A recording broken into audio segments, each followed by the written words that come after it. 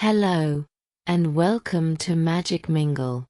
On this channel, we bring you classic stories retold in modern English, helping you improve your language skills while exploring timeless tales. Whether you're here to practice English or simply enjoy powerful storytelling, you're in the right place. Today, we're sharing a fascinating story by Anton Chekhov, The Head Gardener's Story. In this thought-provoking tale, we meet Mikhail, a wise and well-respected gardener, who shares a meaningful story about faith and humanity with his visitors. He tells of a beloved doctor in a small town, known for his selflessness and compassion, who is found murdered. When the townspeople cannot believe someone could commit such a terrible act, they choose to acquit the prime suspect, believing in the goodness of humanity. Through this story, Mikhail reflects on the power of faith in people, forgiveness, and how the best way to honor humanity is to trust in its goodness. Here's a quick summary of the story. Mikhail's tale reveals the surprising power of community faith. When a beloved doctor is found dead, the townspeople cannot accept that someone among them could have killed him. Rather than condemn the accused, they choose to believe in human goodness, releasing him without punishment.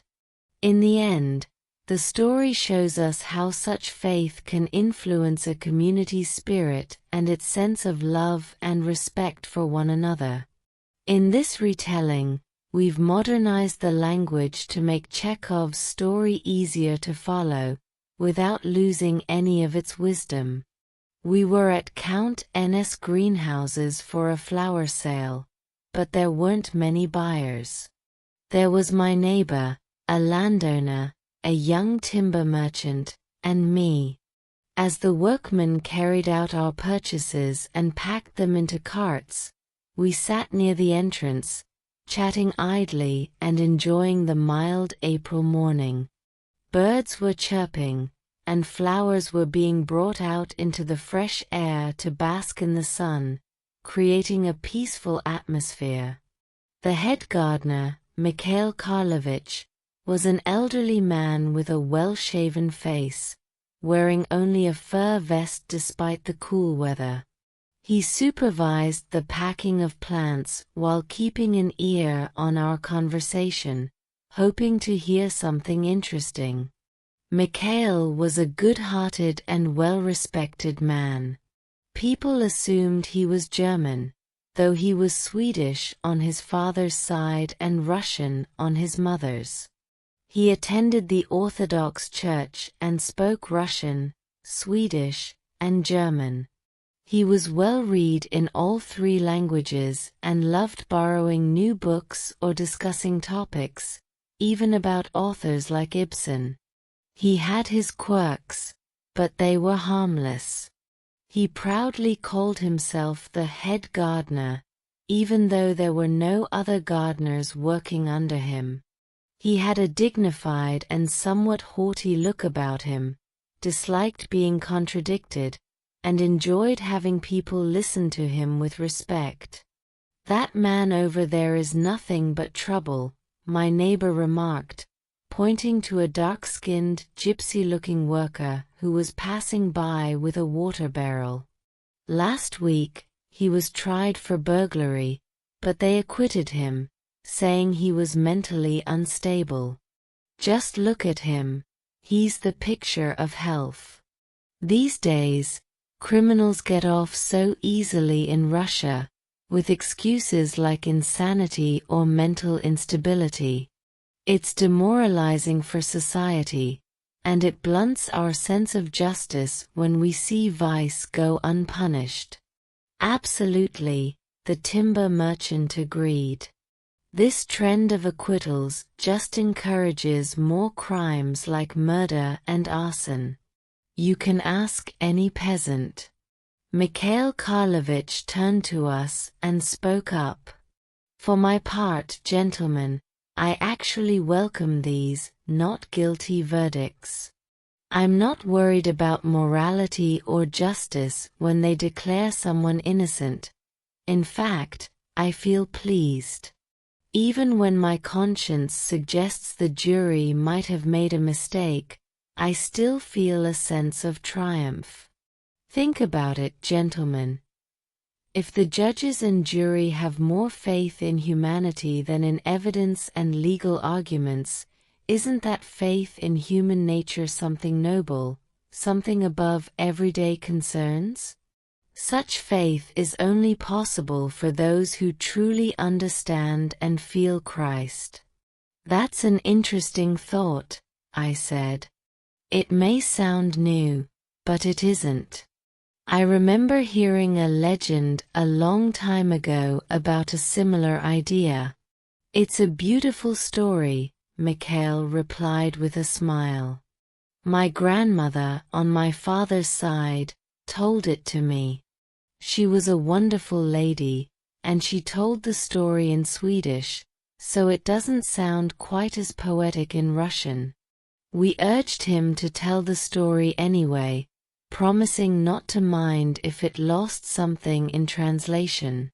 Pleased by our interest, he took his time lighting his pipe, shot a disapproving glance at the workers, and began. There was once a solitary, plain-looking gentleman named Thompson or Wilson. It doesn't really matter which. He was a doctor and followed his profession with great dedication. He was a quiet, somber man who rarely spoke except when it was necessary for his work. He didn't socialize, had no friends, and lived modestly, almost like a hermit. He was a learned man, and back then, scholars weren't like other people.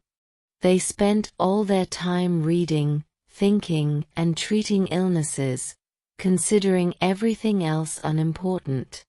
People respected this and didn't bother him with visits or idle chatter. They were just grateful to have a knowledgeable doctor in town and took pride in having such a remarkable man among them. He knows everything, they'd say. But that wasn't quite accurate. They should have also said, he loves everyone. This learned man had a heart as pure as an angel's. Although the people in that town were strangers to him, he loved them as though they were his own family and worked tirelessly for them. He was ill himself, suffering from tuberculosis and plagued by a cough, but he never spared himself. Whenever someone was sick, he would hurry to help them, no matter how high the hill or how rough the journey. He ignored the heat, cold, thirst, and hunger. He wouldn't accept payment, and strangely enough, whenever one of his patients died, he would join the family at the funeral, weeping alongside them. He soon became so essential to the town that people couldn't imagine how they'd managed without him.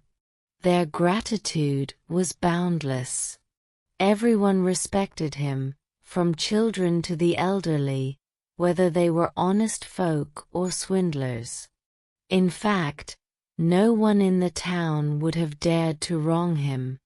When he left his home, he never bothered to lock the doors or windows, knowing there wasn't a thief in town who would rob him.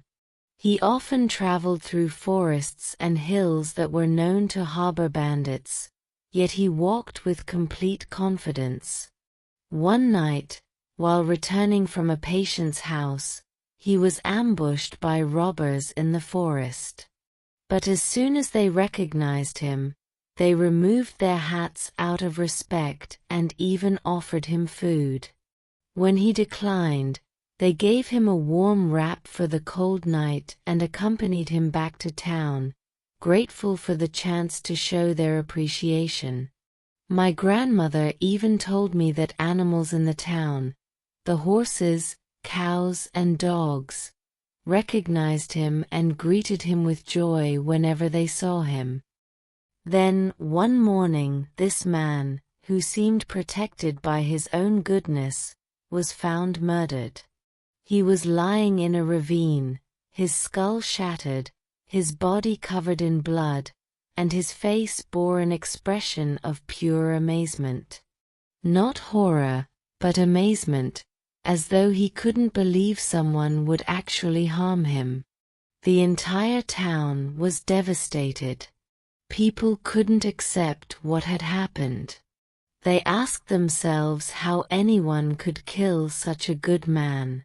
The judges who conducted the investigation examined his body and said, "Yes, all signs point to murder, but we can't imagine anyone in the world capable of killing our doctor. It must have been an accident. Perhaps he fell into the ravine in the dark and fatally injured himself." Everyone agreed with this theory. They buried the doctor, and the matter of his death was closed. People couldn't fathom the existence of someone evil enough to kill him. Wickedness has its limits, doesn't it? Then, unexpectedly, they discovered the murderer. A notorious criminal, a vagrant with a long history of offenses, was seen trying to sell a snuff box and a watch that had belonged to the doctor. When questioned, he stammered and lied. A search revealed a blood-stained shirt and a golden lancet that had also belonged to the doctor. What further proof was needed? The townsfolk were horrified, but they kept saying, "It's unbelievable. Surely there's been a mistake." Sometimes evidence can be misleading. At the trial, the accused man denied everything. The evidence against him was overwhelming. His guilt seemed as plain as daylight, but the judges appeared uneasy. They re-examined every piece of evidence, questioned the witnesses with distrust, flushed with tension, and nervously sipped water. The trial began in the morning and continued until evening. "Accused," the chief judge began, "the court finds you guilty of the murder of Dr. So-and-so and sentences you to—" He intended to say to the death penalty, but as he spoke, the judge let the sentencing paper slip from his hands. Wiping cold sweat from his face, he exclaimed, "No. May God strike me down if I'm wrong, but I cannot believe he's guilty. I simply cannot imagine there's a person who would kill our doctor." "There cannot be such a man," the other judges agreed. "Let him go," the crowd shouted. And so, they set the accused man free, allowing him to go wherever he wished. And not a single person criticized the court for this verdict. My grandmother used to say that because of the town's faith in humanity, God forgave the sins of everyone there. God takes joy when people believe in the goodness of others, recognizing them as created in His image. But He grieves when they lose faith and judge people as worse than animals. Though an acquittal could encourage wrongdoing, the faith the townspeople showed in each other had a powerful impact. It instilled a spirit of kindness and respect for everyone, every person. And that, gentlemen, is truly significant. Mikhail Karlovich finished his story. My neighbor seemed about to object, but the head gardener signaled he didn't welcome disagreement. He walked over to the carts and, with a dignified expression, resumed overseeing the packing. Thank you for listening. Like, subscribe and share our channel Magic Mingle with your friends to enjoy more magical stories.